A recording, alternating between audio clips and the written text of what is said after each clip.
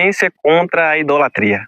Paulo volta agora novamente a reforçar sobre o tema da idolatria. Aconselha aos cristãos de Coríntios a fugir da idolatria. E novamente volta no tema sobre o comer e não comer a carne sacrificada aos ídolos. Como já foi falado aqui, os pagãos sacrificavam os animais nos templos, e como eles não tinham um reservatório, algo para preservar a carne naquela época, essa carne acabava saindo do meio do templo, do meio entre os sacerdotes, e iam parar no mercado. Então os cristãos poderiam comprar essa carne sacrificada aos ídolos e comer em suas casas.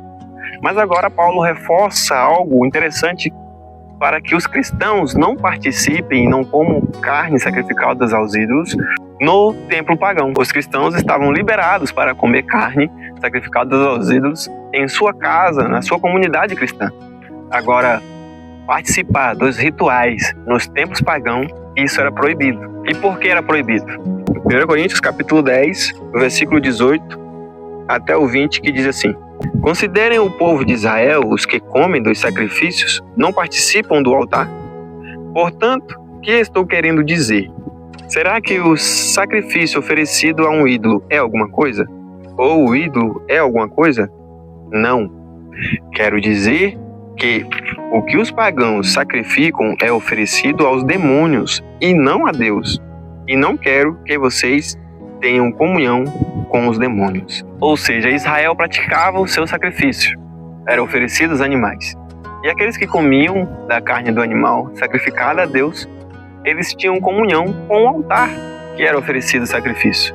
E assim eles tinham comunhão com Deus. Paulo também dá o exemplo da ceia do Senhor. Nós somos muitos, mas comemos de apenas um único pão, que é Cristo. E assim, temos comunhão com Cristo. Nós somos muitos, mas nós bebemos de um único cálice, o cálice de Cristo. E assim, nós temos comunhão com Cristo. Então, Paulo está dizendo que se os cristãos agora fossem a um ambiente em que está acontecendo um ritual de sacrifício a deuses pagãos e eles participassem daquela comida, mesmo eles tendo o pensamento em que aqueles deuses pagãos não são nada e que os ídolos não são nada, Paulo está dizendo que aquilo que eles estão oferecendo, sacrifício a deuses pagãos, na verdade está sendo oferecido a demônios. E se os cristãos agora participassem desse ritual e comessem a carne que é servida, eles estariam também tendo comunhão com os demônios. Jesus mesmo disse: acaso vocês podem servir a dois senhores? Certamente não.